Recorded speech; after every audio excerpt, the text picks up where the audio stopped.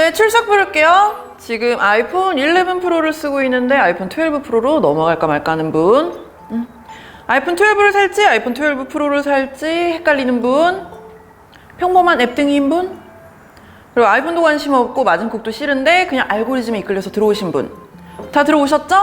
네, 그럼 영상 끝까지 보시겠습니다. 시작!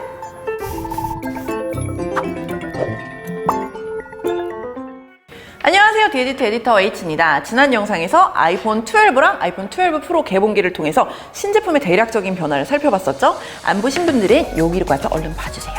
굉장히 핫한 영상.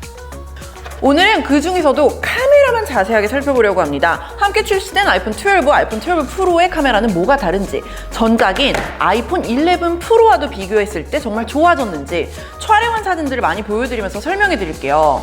어떤 부분은 진짜 좋아졌는데 또 어떤 부분은 좋아진 게 맞나 싶기도 하고, 일단 복습부터 할까요? 아이폰 12는 두 개의 카메라를 탑재했습니다. 위에 있는 게 f2.4 1200만화소 초광각 카메라, 아주 넓은 풍경을 한 번에 찍을 수 있는 울트라 와이드 앵글이죠. 그리고 아래에 있는 게 f1.6 1200만화소 광각 카메라, 이 앵글이 항상 메인 카메라입니다.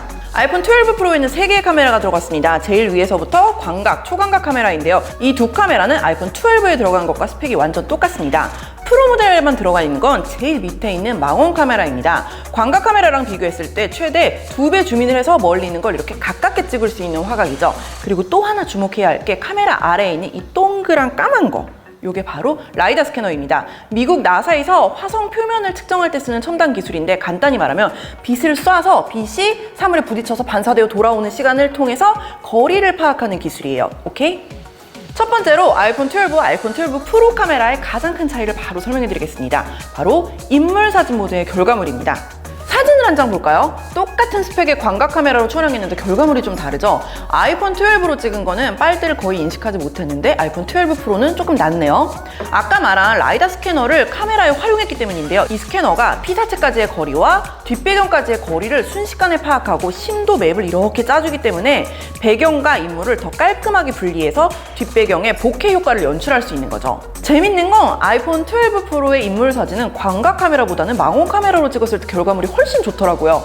이 사진은 아이폰 12의 광각 인물 사진 모드와 아이폰 12 프로의 망원 인물 사진 모드로 촬영한 겁니다. 프로 모델로 찍은 사진에는 투명한 유리잔과 빨대까지 거의 완벽하게 형태를 인식했죠. 심지어 유리잔 입구를 확대해보면 앞면과 뒷면의 거리감까지 살짝 표현이 돼 있어요. 아이폰 12도 잘 나오긴 했는데 확대를 해보면 유리잔 입구는 자꾸 다시 찍어도 저렇게 나오더라고요. 저조도 인물 사진에서도 차이가 크게 벌어집니다. 아이폰 12는 인물 사진 모드에서 야간 모드를 사용할 수 없지만 아이폰 12 프로는 라이다를 통해 물체 거리를 파악해서 초저조도에서도 야간 모드와 인물 사진 모드를 동시에 실행할 수 있습니다. 야간 모드로 촬영한 아이폰 12 프로의 인물 사진이 훨씬 더 밝고 선명하죠. 아이폰 11 프로랑 비교를 해도 아이폰 12 프로의 인물 사진은 정말 발군입니다. 이건 둘 다 망원 카메라를 사용했고요. 역광에서 유니피디의 뒷모습을 촬영한 건데, 어두운 부분의 머리카락 디테일 표현도 차이가 크지만 머리 윗부분에 이 머리통 외곽선을 따는 실력도 차이가 굉장히 많이 나네요. 아이폰 11 프로는 경계선 처리가 약간 머리카락이 떡진 것처럼 어색하게 뭉개졌지만 아이폰 12 프로는 점점 거리가 멀어져서 심도 표현이 된 것처럼 이 경계 부분이 굉장히 자연스럽게 처리가 되었어요. 목폴라 부분도 확대해서 볼까요? 이 라이다 스캐너가 정말 대단한 게 거리를 인식하기 때문에 피사체와 배경 부분의 경계가 그냥 딱 깨끗하게 분리되는 게 아니라 진짜 DSLR의 심도 표현처럼 조금 더 넘어가는 부분의 그 목폴라는 더 멀어지는, 그러니까 부드럽게 흐려지는 그 심도 느낌이 표현이 됐어요. 아이폰 11 프로랑 비교한 사진 한 장 더 보여드릴게요. 저조도에서 인물 모드로 촬영을 했는데 맥주잔 입구랑 왼쪽 측면을 보면은 확연한 차이가 느껴지죠? 그리고 아이폰 12와 아이폰 12 프로 모델의 또 다른 차이가 바로 망원 카메라의 유무죠. 저는 개인적으로 아이폰 11 프로를 쓰면서 거의 80%의 확률로 망원 카메라만 쓴다고 말씀드렸었잖아요. 같은 자리에서 멀리 있는 피사체를 더 가깝게 촬영할 수 있는 화각도 매력적이지만, 사실 카페샷이나 뭐 인스타그램용 정물 사진 있잖아요. 이런 걸 찍기에는 망원 화각이 훨씬 더 감각적이고 세련돼요. 왜곡도 없고요. 신제품은 아이폰 11 프로랑 비교했을 때 망원 카메라의 촬영 결과물이 훨씬 좋아졌습니다. 특히 저조도에서 디테일이 엄청 좋아졌어요. 엄청 어두울 때 촬영한 건데 각각 책 표지를 확대해보면 아이폰 12 프로로 촬영한 사진에서 글씨 같은 디테일이 훨씬 선명하게 보이죠. 색감 자체도 더 밝고 실제 가깝게 표현됐고요. 이제 자연스럽게 저주도 촬영 성능으로 넘어가 보겠습니다. 망원 카메라만 그런 게 아니고 아이폰 12와 아이폰 12 프로의 공통적으로 있는 광각, 초광각 카메라 모두 전작보다 저조도 촬영 성능이 눈에 띄게 개선됐습니다. 이건 해가 질 무렵에 정말 어두울 때 스튜디오에 있는 샛노란 소파를 촬영한 건데 아이폰 11 프로로 찍은 건 확대했을 때 노이즈도 심하고 소파 표면이 좀 얼룩덜룩하게 표현됐죠. 아이폰 12 프로로 촬영한 사진은 노이즈도 훨씬 적고 패브릭 소파의 그 질감 같은 디테일이 어느 정도 표현이 됐어요. 제일 신기한 거는 정말 눈으로 보기에도 소파가 시커멓게 보이는 빛이 부족한 환경에서 색을 훨씬 더 정확하게 표현할 수 있게 됐다는 거예요. 이것도 굉장히 좋은 샘플인데 이게 유니피디가 대표님 자켓을 입은 건데 네이비 바탕에 아주 미세하게 옐로우 컬러의 격자 무늬가 있는 재킷이었거든요. 확대해보면 아이폰 12 프로에서는 이 격자 무늬가 보이죠. 근데 어두울 때 촬영을 했더니 아이폰 11 프로에서는 이런 컬러 디테일이 좀 뭉개져서 잘 안 보이더라고요. 초광각 야간 사진은 아이폰 11 프로와 아이폰 12 프로의 차이가 굉장히 두드러집니다. 화면 모서리 부분을 보시면 선의도도 12 프로 모델에서 훨씬 개선이 되었고 오른쪽 사진에서 노이즈나 디테일 뭉개짐 현상도 훨씬 줄어든 게 보이네요. 같은 장소에서 찍은 망원 카메라 사진도 하나만 더 비교해 볼게요. 건너편에 돼지 왕갈비 간판을 확대해서 보시면 아이폰 12 프로에서 컬러가 훨씬 더 자연스럽게 표현됐죠. 저조도 촬영에서는 제가 기대하는 것보다 훨씬 더 좋아졌더라고요. 제가 저조도 촬영 얘기를 하면서 색 표현력이 정확해졌다는 얘기를 했는데 아이폰 12 시리즈에서 카메라 색감 자체가 많이 바뀌었어요. 기존까지는 아이폰 11 시리즈에서 아이폰 특유의 색감이 약간 노란빛이었거든요. 그게 좀 갬성갬성한 그런 색감이었는데 이번에는 좀 더 화이트 밸런스가 정확해진 거죠. 아이폰 12 시리즈에서는 옐로우 톤이 확 빠지고 전반적으로 색 표현이 실제와 더 비슷해졌습니다. 잔디밭에서 찍은 이 사진은 사진 색감 변화가 굉장히 두드러지죠. 왼쪽 잔디는 노란빛이 굉장히 강하고 오른쪽은 조금 더 차가운 색감입니다. 오른쪽에 아이폰 12 프로 사진이 실제 색감에 더 가깝습니다. 이 쿠키 사진도 왼쪽 쿠키가 조금 더 노란빛이 돌고 오른쪽 쿠키 색감이 조금 더 차가운데 더 정확합니다. 미묘한 차이인데 색감 차이가 느껴지시나요? 근데 색 표현력의 정확도를 차치하고서라도 재밌는 거는 왼쪽 쿠키가 좀 더 맛있어 보인다는 거예요. 자, 이 사진에서도 원목 테이블에 빛 들어오는 부분을 한번 확대해 볼게요. 아이폰 11 프로와 아이폰 12 프로의 색감 차이가 상당하죠. 사실 아까 인물 사진 모드로 샘플을 보여드렸던 뒷모습 사진을 한번 다시 보실게요. 이게 정말 새로운 아이폰 12 시리즈의 색감 차이를 정말 잘 보여주고 있거든요. 노란 톤이 빠지고 전체적으로 컬러 표현이 훨씬 더 현실적인 느낌이 되었습니다. 그리고 약간 허옇게 뜨는 느낌이 있어요.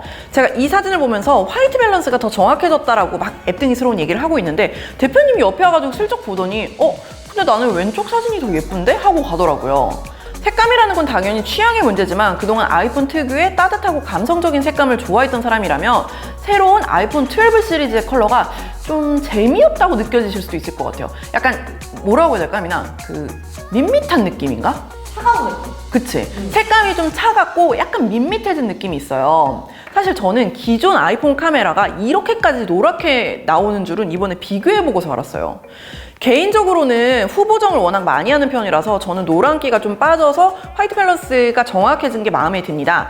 같은 사진으로 부스크웹에서 제가 좋아하는 C1 필터를 한번 적용해봤는데요. 이게 되게 과한 필터거든요.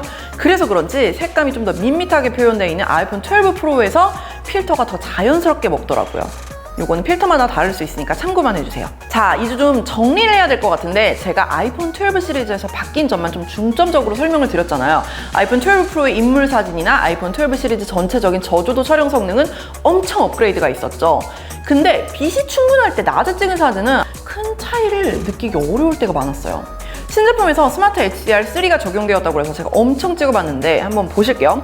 왼쪽이 아이폰 11 프로, 오른쪽이 아이폰 12 프로거든요. 어두운 부분에 노이즈 정도가 다르긴 한데 그것 말고는 HDR 성능이 큰 차이를 솔직히 모르겠더라고요. 이것도 해가 엄청 쨍할 때 찍은 사진인데 왼쪽도 잘 나왔고 오른쪽도 잘 나왔죠. 창가 부분을 확대해봐도 비슷합니다. 이거는 유니피디가 그네 타는 사진인데요. 이것도 햇볕이 되게 강할 때 약간 광원을 뒤쪽에다 두고 찍었는데 둘 다 잘 나왔죠?